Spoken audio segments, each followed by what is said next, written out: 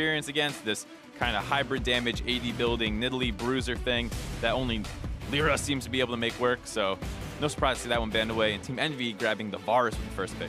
EnVy last time, first off, Camille is open right here. And last time around when EnVy was on blue side, they first picked that Camille, but Seraph didn't necessarily get the snowball rolling. He didn't do what he wanted to with it, and that's normally when you see that Rumble ban. We saw Freakin' Dash on the analyst desk yesterday talking about the fact of you pick one or ban the other away, and then the response comes out from the opposing team. But the Camille being untouched right here, the Varus was the other utility AD carry out of the bottom lane that saw a lot of priority in our matches yesterday. The Lulu Rengar combination is also a very powerful pickup here from eUnited.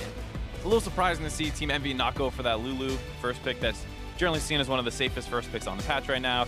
Has a lot of synergies with other champions, as well as just being a strong laner individually.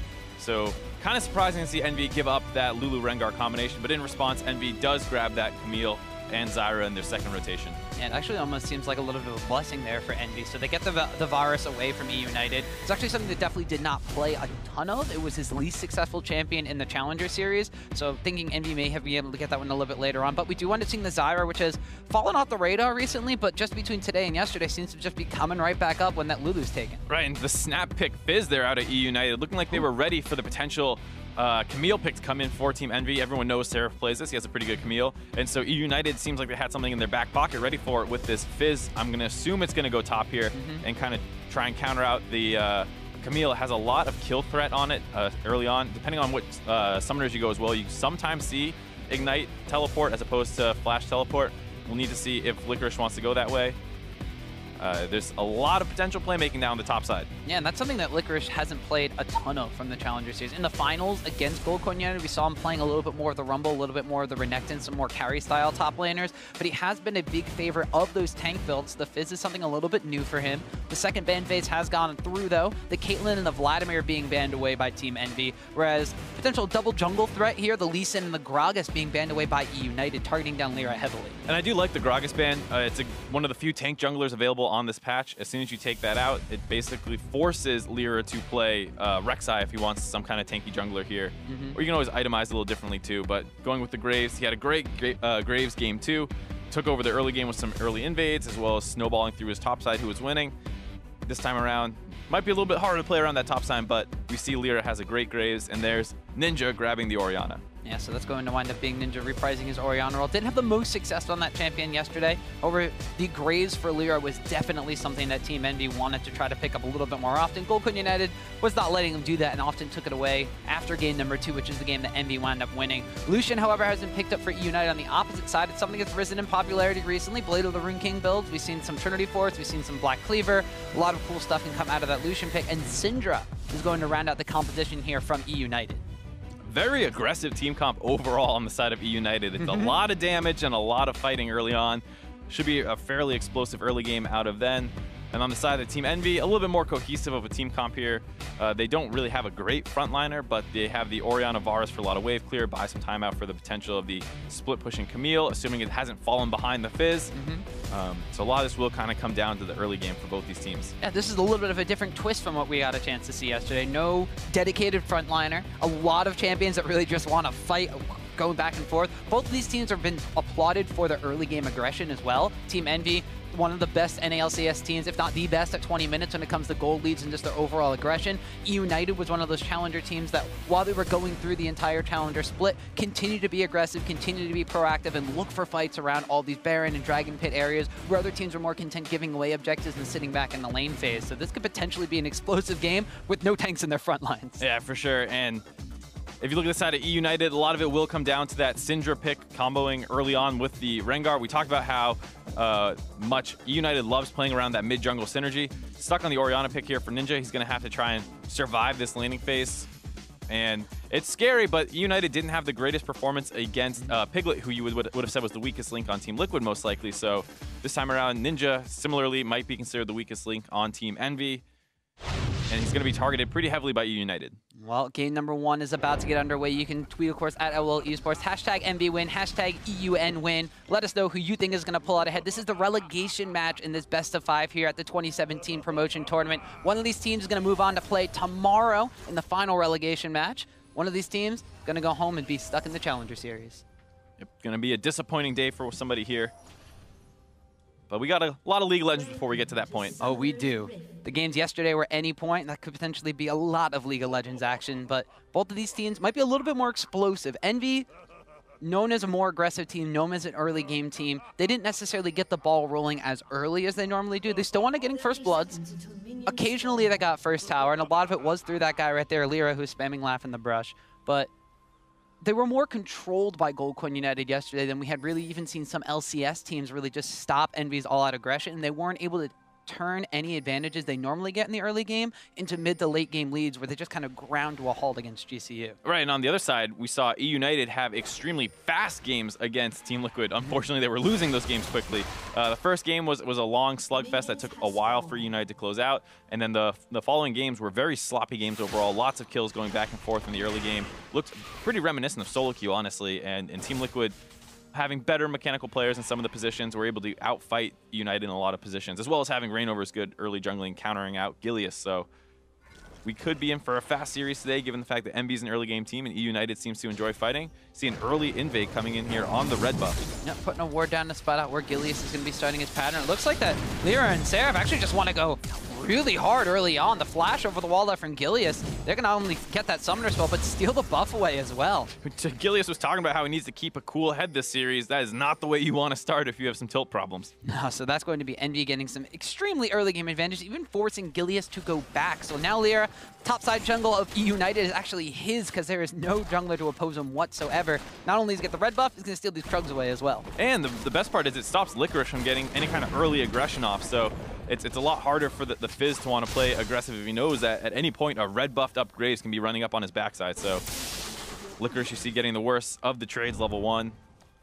Gonna be curious to see how this counter pick works out. Fizz back in the day was one of the most aggressive top lane champions when he had that kind of bruiser build. It has returned to that kind of style right now. It's more AD focused if you're going top lane Fizz. So the all-ins will be coming pretty quickly here, but Seraph should have some tools to negate them. Oftentimes, when they both hit 6, you should be able to jump out of the Fizz ultimate.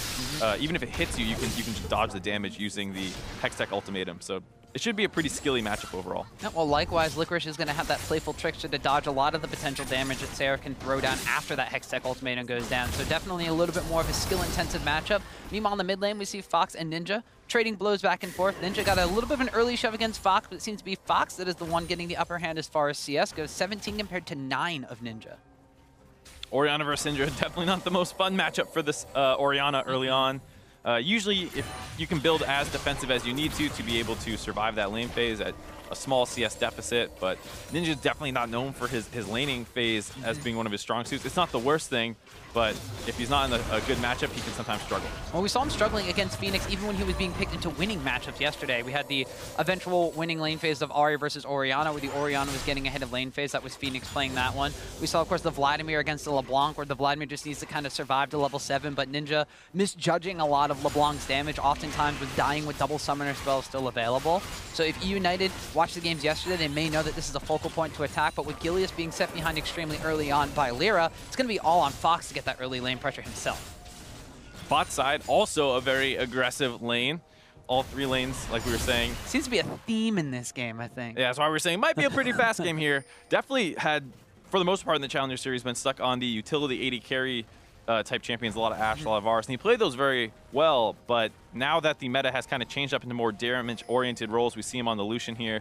I don't think we saw him on that one at all during the Challenger Series, so gonna have to keep our eye out if he can keep playing this kind of aggressive style that you want to see out of a Lucian, being able to dash in and start trades out. Yeah, he had a pretty solid Ashe, that was definitely, although he also wound up playing a lot of Caitlyn when that was unavailable, and in the Challenger Finals against G1 United, they stuck him on Sivir quite often, so not really being put into one of the carry sort of roles, except for maybe if you consider the Caitlyn that, but they definitely utilized him to take on towers early on, more so than kind of the protected Caitlyn late game style. We've actually seen EnVy and Apollo utilize him towards the end of the NALCS.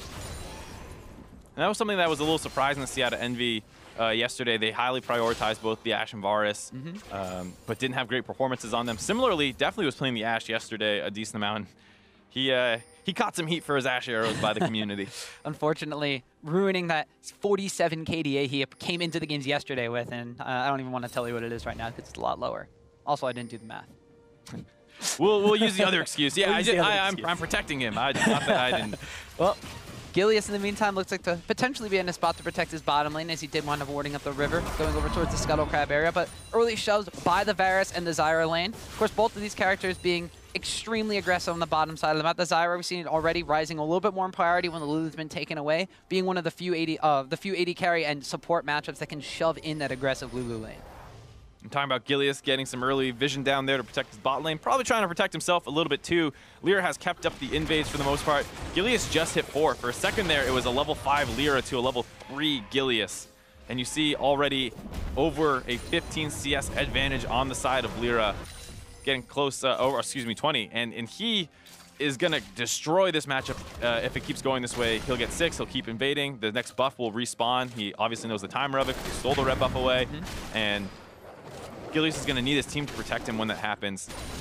Lyra's power farming really hard here, already a 600 gold advantage, just 6 minutes into the game. And that's pretty much all the advantage that EnVy has in this early game. It's channeled through Lyra and a little bit from Apollo on the bottom side, who has about 100 gold lead for himself. Top side of the map, though, even though Licorice did get set behind a little bit by his jungler blowing his flash early on the top side of the map and then getting shoved in because Graves was basically behind him the entire time at level 1. Licorice doing not too shabby for himself on this Fizz pickup. 12 CS advantage over Seraph right here at about the 7-minute mark.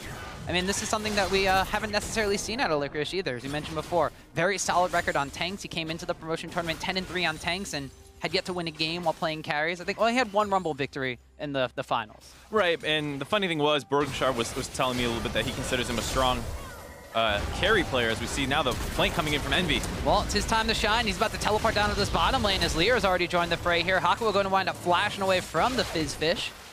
Not going to get anything for it. Nice teleport to protect his bot lane there. They probably would have gone down without it.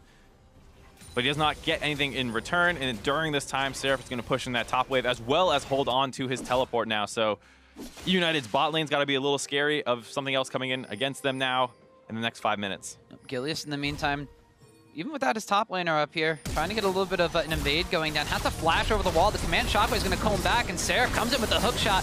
Gilius, though, not taking a ton of damage. The ultimatum goes down, though, and it will be first blood given over to Seraph. Well played by Seraph there, using his ultimate to disjoint the Syndra ultimate, so he was able to dodge out on a lot of that damage while also locking in Gilius, securing first blood for his team there. Yep, and that's the Camille power after you pick up a Sheen. Starts dealing a decent amount of damage. Now with the first blood under her belt, it's going to be even more difficult for Licorice, who teleported to the bottom lane, doesn't have that available. He's not going to be punished for the fact that he left lane.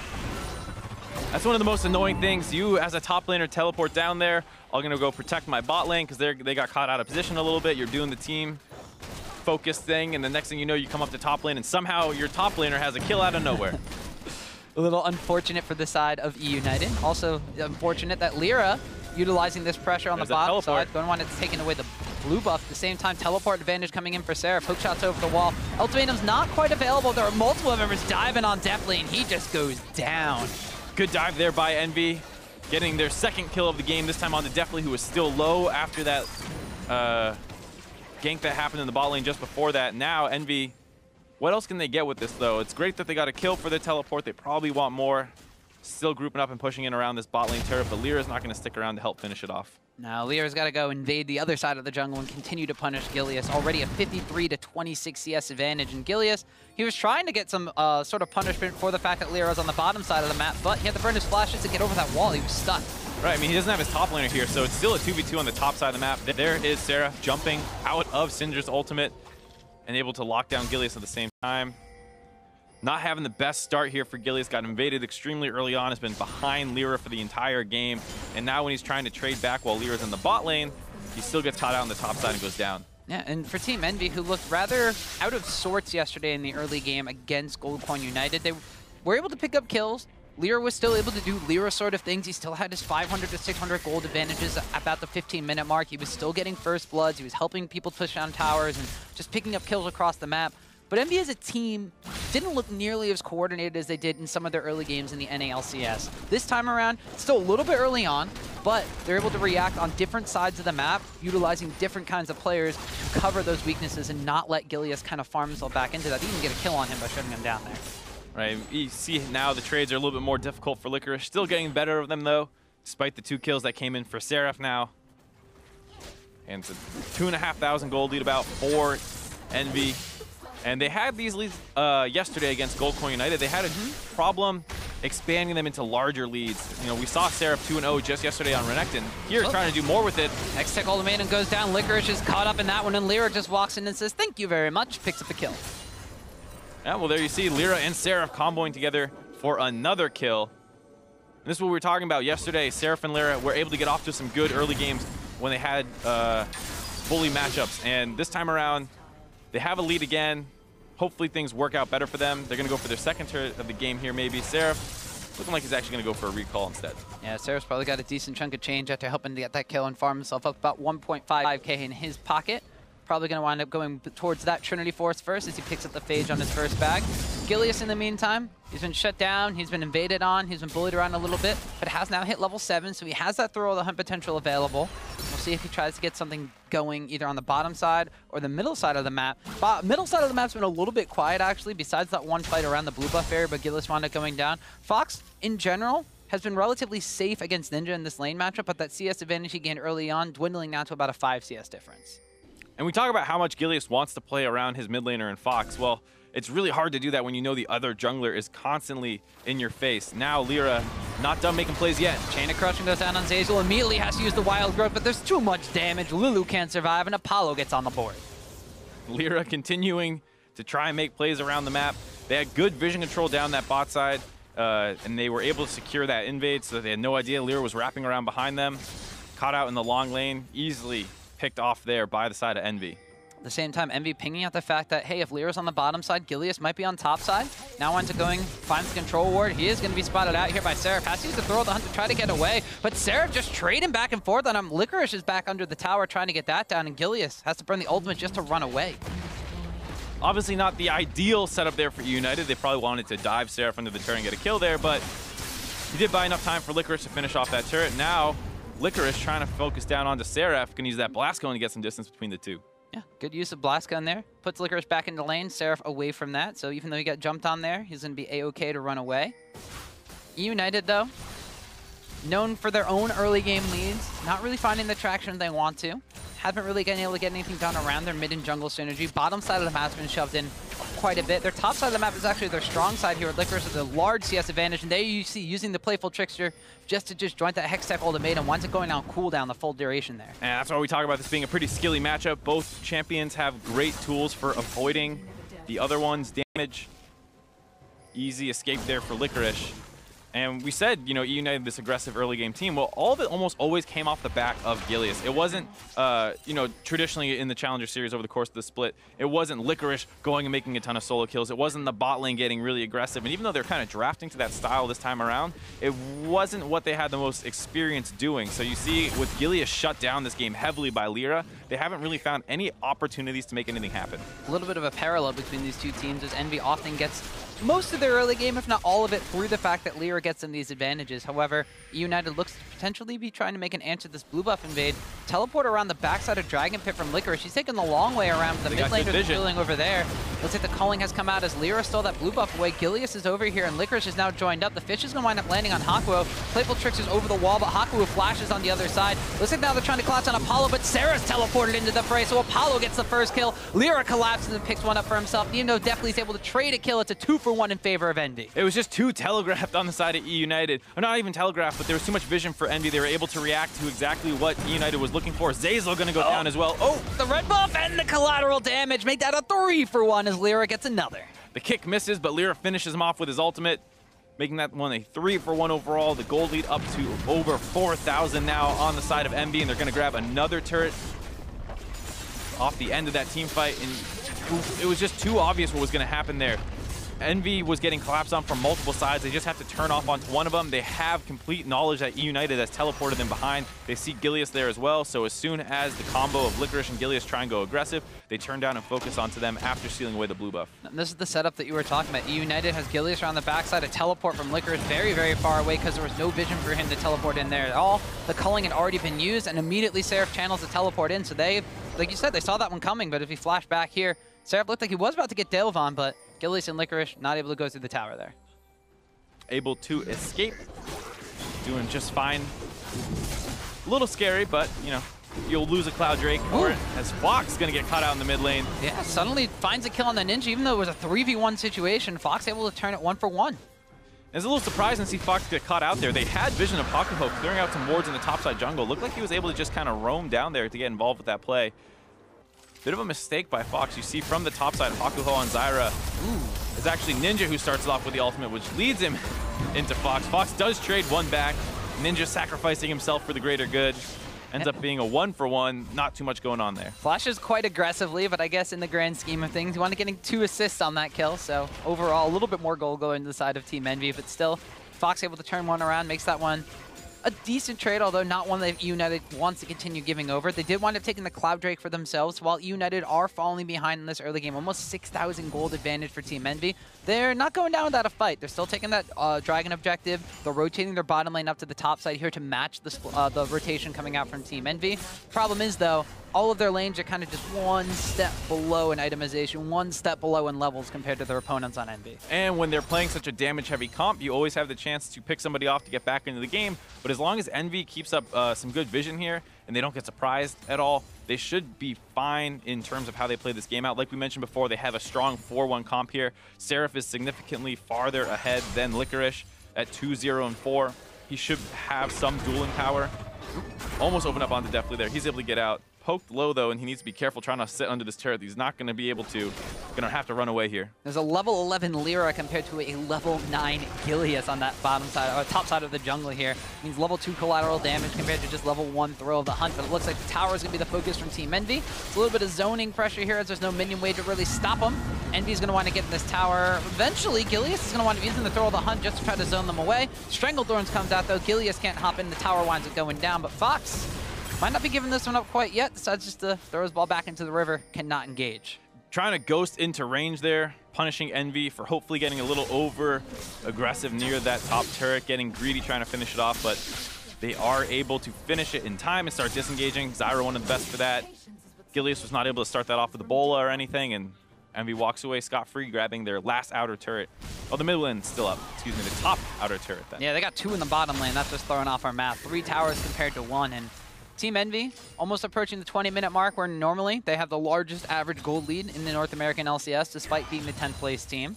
However, this game, the pace continues like this one. The questions we raised for EnVy, which is how do they transition that early game lead into a strong mid game and then finish off in a late game? Those questions might not have to be answered if the pace of the game keeps up this way and the game ends that fast. And this is what we were saying about the Team Liquid series, where eUnited lost the games 2, 3, and 4 super fast, all of them around 30-minute games. Here, Licorice getting jumped on now.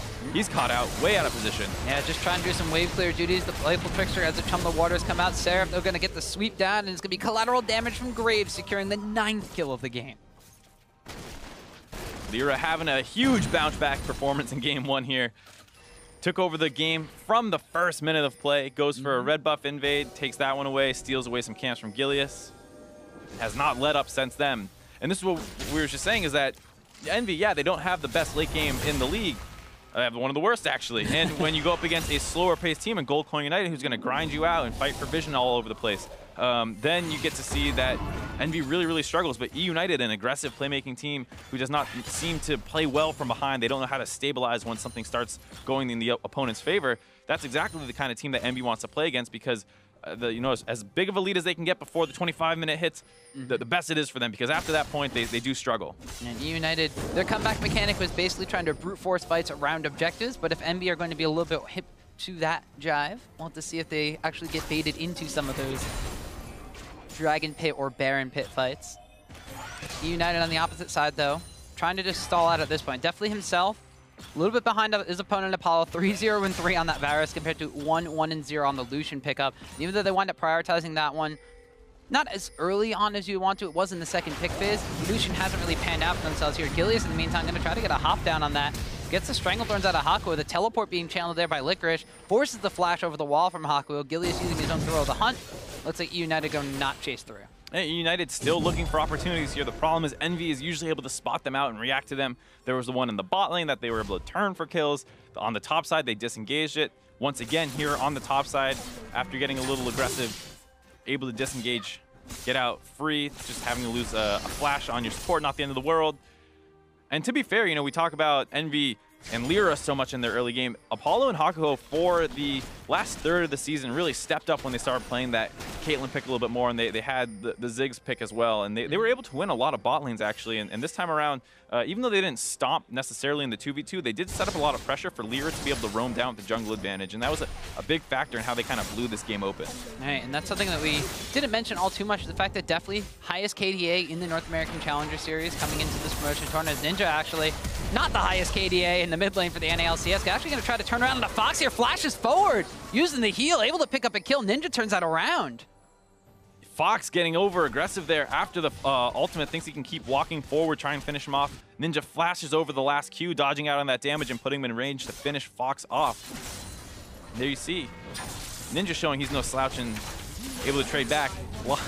A lot of movement in the bot lane here. Yeah, Seraph and Licorice bouncing back and forth. The ultimatum gets thrown down. The Chum the Waters is out as well. Seraph about half HP. Licorice lower than that. He's got the Corrupting Potion chunking away. Playful Trickster's out of the hook shot, but a flash actor from Seraph gets the solo kill. Lyra, collateral damage does not connect. But Lyra's pressure there was a big reason and why Licorice couldn't keep focusing on trying to win the trade, because he knew he was going to go down. Had to run away so that no extra damage from Lyra could come in. Not able to get enough distance between him and Camille, a champion who tends to be pretty sticky, and able to get the kill there for Seraph. And we'll take another look at that 1v1 in the mid lane. Yeah, and this is Fox. Set up early on Ninja, really good stun, sets up the full combo, thinks he could take him down, but the heal comes out, tries to flash the shockwave, and that's where it turns around for Ninja. Right. Couldn't quite get out of range of the radius of it, still gets pulled into it. And then once Ninja flashes that last Q that comes in from Fox, he had no other cooldowns available. And Ninja was able to get the last damage to finish him off. Coming out of that replay, we see EnVy grabbing the Ocean Dragon. Their first dragon in the game. They did not have great dragon control over the course of the series versus Gold Coin United. Santorum was saying that was a much bigger focus for that team, and so you saw them control a lot of dragons. EnVy also didn't have great early games. It tends to be a little bit harder to fight for those dragons when they're behind in half the games. So they even up the dragon score, one apiece at eUnited. Gold score definitely not evened up, about 8,500 gold in favor of Team EnVy, and we're still pre-25 minutes. But and as we said before, this is what the EnVy team that we've seen throughout the NALCS. They get these extremely large early game advantages, not even this large in the NALCS, but what do they do to wind up ending them? Right now, they have the Seraph split push composition. You mentioned the 4-1 from EnVy is super strong. Their core group of 4 also has a lot of crowd control to lock down an eUnited team with no front line, who's very far behind, is going to be super, super squishy in the face of a command shockwave and that chain of corruption. EnVy will have a lot of Baron damage just available with their 4-men, so they can potentially look to bait around that and burn it down if eUnited doesn't react. They do need to be a little careful because we talk about the high damage comp available for eUnited. Here, Gilly is trying to hop onto Apollo. Yeah, well, Gillies is going to wind up finding Apollo, but has to immediately flash back over the wall, throw the hunt being popped, though JT wants to re-engage. The culling is going out, but Lear's not taking a lot of damage, now dropping below half HP. Collateral damages himself backwards, gets some damage on the definitely end Zazel. Wild Growth is still available, but here comes Seraph, and the rest of eUnited has to back away. He just roams up from the bot lane with the pressure that he has to make sure his team is safe on the top side. That's one thing that eUnited almost found there, was a pick onto EnVy as they looked for vision control. Not able to actually finish them off, still a little too far behind. And after Lyra chunks them out, they're going to find this last outer turret, grabbing their 4th of the game. No, so even more gold in the pockets of Team EnVy as they approach now a 9,500 gold lead. Still 11 kills to 2. eUnited, they've been trying to make things happen. Weren't able to successfully collapse on that top side gank attempt. Struggling to just kind of find their footing in this from straight from the get-go. It seems that ND comes into this one kind of with an idea of how to play this, but now Apollo getting kind of out by Licorice. That's not quite Seraph, although good flash away from the Playful Trickster. Flash after from Licorice, but he's got the rest of his team there. Apollo goes on a rampage. eUnited has no vision basically on this bottom side here. No idea if that's a one-on-one or if he has teammates coming to back him up. Their vision on the top side is a little scarce as well, so eUnited really struggling to find good vision here. And that's one thing that EnVy, despite losing yesterday's series, did have, was overall pretty good vision control. And once again, you see a nice ward line pushed past the river there. They have, if you see right next to where Rengar is right now, at least one ward almost everywhere at that depth, so they should know wherever eUnited is moving. And here, see eUnited trying to push in on the top side, get something going back for them, but they have struggled to find anything that doesn't get slightly punished whenever they go for it. And the thing that surprises me from EnVy and their vision control is it's a massive upgrade from where it was during the regular season in the NALCS. They had great vision control against a team, Gold Coin United, yesterday, who not only had some of the best vision control, like putting wards down on the map in the NACS, but some of the most vision clearing As opposed to this, Hakuo, while he did a lot of damage as a support, wound up picking up some decent kills in the early stages of the game, had the lowest wards out of any LCS support. So big upgrades in just their overall vision control from Team EnVy, and they're starting to show dividends in this match here against eUnited. Didn't quite work out against GCU, but against a team who likes to go as aggressive as they do here with eUnited, it's definitely working dividends. Yep, and you get to see the benefit of having that vision control. Seraph knows not to take the 1v1 versus Licorice there. There's backup coming, so he does not get baited into a fight. Just disengages while his teammates go into the top side jungle now, trying to get more vision, pushing the top wave. And now Seraph knows that he's isolated on the bot side. Will take this 1v1 versus Licorice probably. Yep, first he's going to clear out a couple of minions. Get the Tiamat available, and as soon as those minions are not going to be interrupting this duel, immediately goes down onto Licorice, utilizes that Hextech ultimatum. He's thrown down the challenge, and Licorice has no way to respond. He winds up going down for a Rampage in Sarah's favor.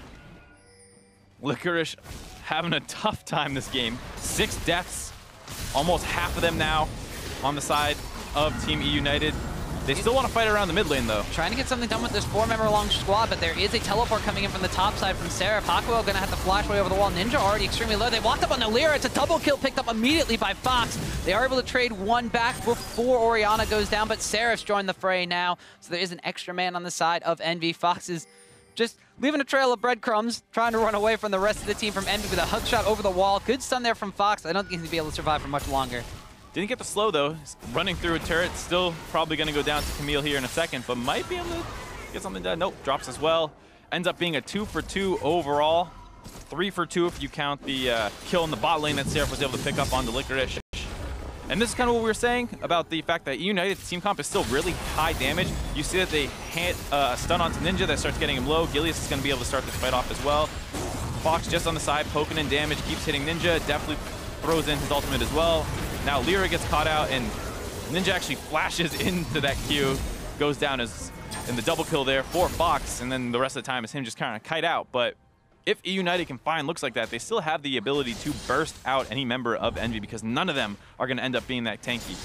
Yeah, just like you said, high damage composition from the side of eUnited. You see Fox right there. As long as he's landing those Dark Spears, most damage in that team fight, able to just delete 2 members of EnVy.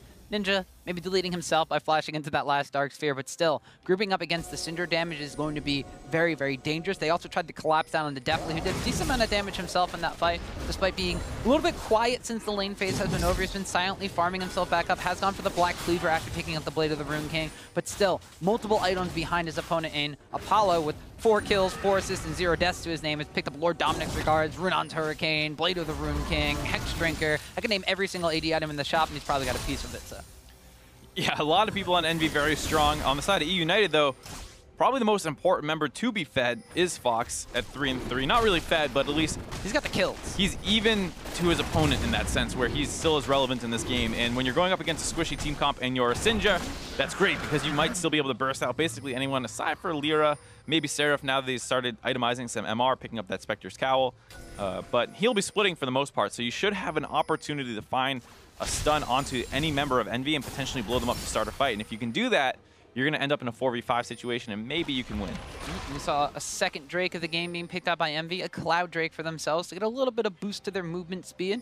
We're still under the 30-minute mark, and Baron has been live on the map for a little bit of time now, and it looks like EnVy is going to collapse on this top side towards that Baron pit area. They catch Gilius, blast cone activated, but he can't get out of that one. Throw the Hunt gets popped, but he wants it walking right back into the command. Shockwave is not going to go down, though. Utilizes that W, heals himself back up, but now Licorice stuck in the Baron pit. Baron gets aggro by the end of the line, has to playful trickster back over the wall, and we go for a pick. United get away. They are able to force the teleport out of Licorice, though, so it's not a complete wash for them. Both teams walking away from that one with slightly lower health bars, but no one really got that close to going down there other than Gilius, but he is able to get out. So Gilius just winds up recalling back to base, immediately runs back up the mid lane, and EnVy, they have stalled out just a little bit. Their gold lead is still increased to the point now where it's, you know, almost 11,500 gold or so, but they haven't necessarily broken past that second line of towers. They're still only on 4. They got 2 on the bottom side, and while that's opened up a lot of duel potential between Seraph and Licorice, Seraph hasn't necessarily been able to crack the base in this 4-1 situation yet. It's still a little bit early on, but this is kind of what we saw out of EnVy a lot. Yeah, and that's the scary thing, is the fact that as soon as you pass the 25-minute mark, this team suddenly seems to lose its ability to make things happen on the map. Since then, they've basically had nothing but that one Seraph 1v1 in the bot lane, which was almost instantly traded back into a 2v3 around the mid lane. We saw that their skirmishing is not great. Ninja, like we said, having that flash right into the Cinder damage. And then here, when they go for an invade on the top side, not actually able to finish off Gilius, he gets out, and this is the scary thing with EnVy, is what if they can't find anything for the next 5 to 10 minutes and eUnited starts scaling up back into the game, or they find some picks. This is why EnVy seemed to struggle so much during their time in the LCS, is that they could not actually take, you know, a 10,000 gold lead at 20-something minutes and turn it into more. Well, one of the things the analyst desk touched upon at the beginning of the day was if the challenger teams wanted to wind up coming out ahead of these NALCS squads in the promotion tournament, they had to do it through superior teamwork and superior team fighting. eUnited has not had superior teamwork or superior team fighting in this game quite yet, but that doesn't mean that they still can't group themselves up and get it together as this game still continues to go on past the 30-minute mark. Gold lead, like you said, huge amounts for Team EnVy. At some point in time, you would think that they could just brute force their way into their opponent's base, but eUnited are still doing a good job hanging on and kind of fighting back and forth with them. It's actually been a pretty good showing, like you said, for eUnited, given how far behind they are. And we always talk about how, oh, EnVy's a squishy team comp. You can find ways to burst people out. To be fair, eUnited's extremely squishy as well. eUnited trying to maybe mitigate a little bit of that. We see the Fizz going for the Trinity Force and then a Knight's Vow. I don't know exactly who he's linked up to that one. I'm assuming it's either Gilius or potentially Deathly.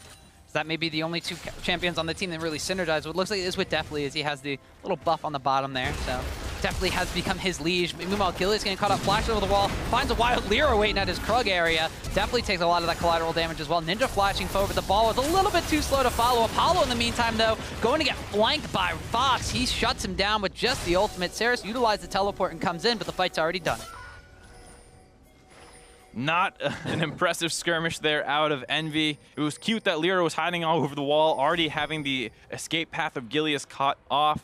Almost was able to burst them out, but then Ninja had no idea where his ball was probably hoping he would snap to him when he flashed far enough away. Didn't actually get that, and now Gilius face checks, though. Yeah, Gilius runs into a wild Seraph here. The throw of the hunt was popped, but he's got nowhere to go inside of that ultimatum. Lyra picks up a kill. Zazel's going to wind up following after that one. Definitely has to try to flash away, but he flashes, he dashes. Lyra flashes after him with the red buff slow. It's a double kill for EnVy, who immediately turned that around. eUnited didn't really have any vision down to know if they had fallen back onto the Baron despite losing their AD carry. They get a little sloppy when they walk forward. Gilius gets caught out by the Seraph, who teleported in, able to lock him down with a Hextech ultimatum. And after they finish off Gilius, it's easy for them to chase down for the rest of the kills. Yeah, meanwhile, Hakwa trying to go on a wild fox hunt, but Lyra, collateral damage over the wall, is going to wind up securing that kill. And with that, they should be able to start looking at this Baron. It's 10 seconds before Gilius is up, but then he's got a long run to get back here. And talk about EnVy's damage being pretty high. They should be able to melt through this Baron pretty quickly before there's any chance of a test coming in. Yep, Gilius just respawns. The Baron's pretty much dead already, so EnVy going to utilize a lot of damage on their side to wind up picking out that Baron. Seraph, in the meantime, says, you know what, you guys got that. I'm going to get a red buff as well. So Baron buff on Team EnVy now. About a 15,000 gold lead, and going to make it more. Seraph just immediately jumps on the Zazel, utilizes the Hextech ultimatum, doesn't want him flashing out whatsoever. Seraph godlike on this Camille pick, 7-0-7. eUnited not on the same page at all. Zazel walking in by himself to try and secure some vision right after he knows the enemy team takes the Baron buff. It's true that they're most likely to recall and use that Baron power recall to get out of there quickly, but you can't just assume that's the case and walk in blind like that. Zazel goes down. Yeah, so Team EnVy now with this Baron buff on them, this is going to be the thing they need to crack the base of eUnited. They've already taken some inner towers, and this is all off the fact that they pretty much just baited eUnited because they had no vision. Right, and I think eUnited was kind of lulled into a false sense of security. They're like, okay, we picked the AD carry.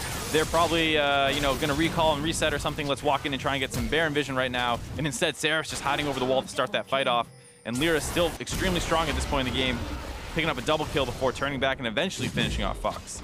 United now hard-pressed to try to defend against a Baron buffed up Team EnVy, who is significantly ahead. Apollo walking up with the Orianna ball on his back, takes a lot of damage down onto this tower. Will not fall with this push, but will in just a little bit of time. An interesting little 1-3-1 setup set up here by EnVy. Graves on the bottom side of the map, Camille on the top side of the map, and eUnited realizing that they're a little bit split up, tries to use the throw of the hunt to get something going in the mid lane, but wisely the 3 just back away. Yeah, the 3 back far away. They're all the way on the other side of the river now. Like you said, a surprising 1-3-1 split. Lyra is super strong, can obviously 1v1 anyone who tries to come contest him in this bot lane, but he has no way to join up with the rest of the team who are pushing in the mid lane. Should eUnited find a way to start that fight out, as soon as they hear that Rengar ult pop, they run away as far as they can get to, make sure they don't go down. And with that, once that Rengar ultimate's no longer available, they don't have too many engage tools on the side of eUnited, so EnVy feel confident to walk back forward and take that mid inner turret. Yep, top lane has already pushed up towards the inhibitor tower. Mid lane looks like it's going to be shoving in towards the inhibitor. Bot lane is shoving in towards the inhibitor. eUnited are being forced back into their base. Now that Lyra has kind of bounced between this bottom lane and the middle lane, the mid lane inhibitor tower is going to fall, so this Baron buff working flawlessly almost for EnVy. Now you're going to have to keep track of that Baron power play for me, Tom. I know you love that stat. You know what? I'll do you one better. I'll do it in my head, and then I'll just magically make it appear on the screen after it's over. I want to see you guys compare exactly how close. Your sig figs need to be correct here, Tom. Well, it's going to be at least 4 significant figures here. But 20 kills compared to 5. Multiple kills, multiple towers coming up off the back of this Baron buff. An inhibitor's going to go down in the mid lane as well. I believe it's been 4 towers in general that have gone in favor of Team EnVy. Make it 5. And eUnited not putting up any kind of defense now. They're just letting EnVy run around their base, take all 3 inhibitor turrets down. They've grabbed 2 inhibs already. They needed to find a place to fight there. I know it's a disastrous position. You're probably going to lose this game anyways, but look for that one miracle fight. Maybe you land a fish onto Apollo and you can blow him up or something. Instead, they didn't fight under any turret. Now they're going that there's no turret available. Yep, that inhibitor almost going down. Licorice immediately dropping down low. The Wild Growth got used, but that fish is cooked. Gilius is going to wind up falling in the backline as well. Now Seraph is charging forward. Has a Guardian Angel available, so he can be a little bit reckless. Gets ignited and everything, but the Command Protect will keep him alive. All the inhibitors have gone down, and Seraph going to recall the base because he's got a teleport to come back in. Just 2 Nexus towers remain for eUnited. You see EnVy going to be able to grab game 1 here in the first relegation match of the promotion tournament. Commit Shockwave on the Summoner platform too. Some style points coming out for EnVy. Game 1 decisively in their favor though. And a lot of it came off the back of Lyra as expected. Starting from level 1, the aggressive red buff invade, forcing Gilius away from that, then getting some counter jungling in, gets a huge CS advantage, and then is able to force a lot of plays around the bot side before eventually going up to the top side as well. Gets both of his side lanes rolling, and then from there, EnVy take over the rest of the game. It was pretty much, too, not just Lyra that was able to get these early game advantages, but Seraph almost by himself in that top side of the map. Actually, Seraph and Ninja in conjunction collapsing down on Gilius, knowing that, hey, this guy is behind in the jungle. We set him behind extremely early on. He's going to try to be where Lyra is not. Lyra's focusing down on the bottom side, getting that side of the map rolling. They collapse down. They prevent Gilius from recovering. They get Seraph first blood, and then he just runs away with that matchup on top side. Right. They came and collapsed on him because during that time, Licorice had TP down to the bot side. So it's not like Ninja and Seraph needed to worry about ending up in a 3v2 situation. They knew worst case scenario, it's 2v2, and they're further ahead than this jungler who had been shut down. So it was a good, smart collapse there on the side of EnVy and showing that they don't need Lyra to do everything for them, though that does come off the back of him a little bit. And you still see, though, heading into the mid to late game, it's scary for EnVy because eUnited made a lot of mistakes, gave them a huge gold advantage, but then it did take them a couple tries to find anything profitable for them after that 25-minute mark, and you saw some really suspect skirmishing. Yeah, bottom side of the map, there was a little bit of an interesting skirmish. Middle of the map, there was that fight in the mid lane where Syndra was able to pick up a double kill and kind of halt the advance from EnVy. And even before they got the Baron buff, there was a fight where they lost their AD carry. Right, you saw, you know, Ninja not sure if the ball was going to snap to him. He flashes forward and then has to drag the ball from a couple thousand units away to try and get into range, not able to do anything with his flash. And during that time, it leaves Apollo exposed to get blown up by the Syndra. So there are still a lot of concerns here for EnVy, but the big thing is at least Lyra looks like he's going to have a better day today. Right, it wasn't the cleanest victory overall, but they were able to secure that Baron and push down the base. More importantly, did it before the Baron actually ended, so I don't have to calculate that Baron power play. So before you ask me for more on that EnVy win, let's check in with the analysts. Thank you very much, gentlemen. EnVy might not need Lyra to do everything for them, but they still do need him to do quite a bit. Close to everything. All right, well, we were talking about coming into this series here, a lot of focus we put onto that jungle matchup, right? Questions around Gilius and how he would rebound from yesterday's kind of tilted performance, at least from the way it looked after games 2, 3, and 4. And then on the side of Lyra, saying that, yeah, okay, while he didn't play horribly yesterday, still managed individually to put up decent numbers, we need him to do more so that his team can really get rolling. And this time around, Gilius, we're not seeing from him, at least that it looks like he shook it off from yesterday. Yeah, you can definitely tell from his play and a lot of things that's coming out from those guys. The mental state right now, definitely a little bit pressured, as to be expected with this type of game, but didn't have a good start here. This is not going to help any sort of, stuff he was dealing with from yesterday. Level 5 goes for the invade on blue, flashes, and then he gets collapsed on by both of the solo laners, goes down super early. On top of that, Lyra was having a good start, so that's even more pressure as a jungler. If you see the other jungler have a successful early gank, at the same time you die, go for an invade, you flash, and you're behind in farm, like, it's super hard to come back from that. Yeah, I mean, Lyra was already up levels at that point. He's able to play that much more aggressively, take away that much more of the jungle. I mean, he ended up 3 levels up for a lot of this game. He was thousands of gold ahead. It was pretty insane how well he played this game, but his lanes did well too. Yeah, his lanes did a lot better by themselves. He also helped them out a lot. Seraph up here in the top lane was definitely a beneficiary of that as well. Apollo had a very good early start to this game for the bottom side, and it's just super nice for Lyra and for Team EnVy to have 2 sides winning like that. Absolutely. From a stats perspective, you see it. Just yesterday, Lyra averaging up 250 gold at 15. So again, in a lost series, averaging up in gold individually at 15. The team, however, mirroring just that at 250 as well yesterday. Compare that to today.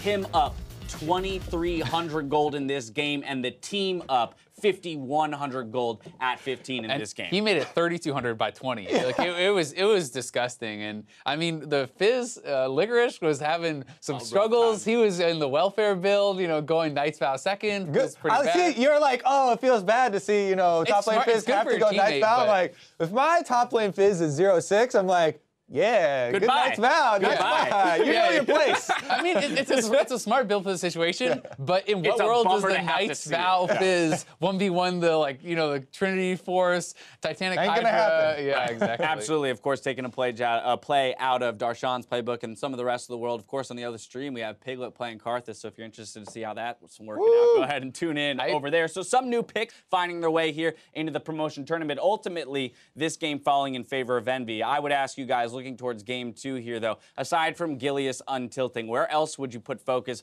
on eUnited to maybe step up their game and come away with a victory here? I mean, I think we saw some really good games from Licorice, in the past, and I think he can match up pretty well against Seraph. I think they just need to shake this game off, not worry about it too much, because we can see him go toe-to-toe with Seraph. Seraph shouldn't dominate every game like this. So. Yeah, that's one of the things. I mean, we talk about jungle being super important for this matchup, and it is, but we've seen the way to take down EnVy, prey on the weaker links on the lane. So get game 1 out of your head. Full reset here for eUnited to see if they can strike back in game 2. We're headed for a break, but there's more league coming up right after this. When we return, we'll see if eUnited can tie up the series or if EnVy jumps out to a 2-game lead.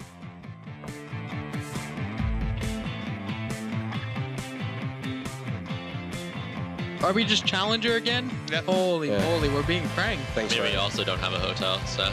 Oh, yeah. Oh, yeah. Unlucky. Can we stay at your place tonight, Raph? They kicked us out of our hotel.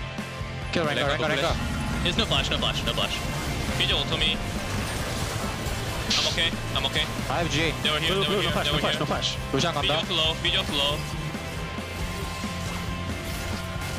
4, 3. I'm gone. There's no ulti. This first. This. BJ to no ulti.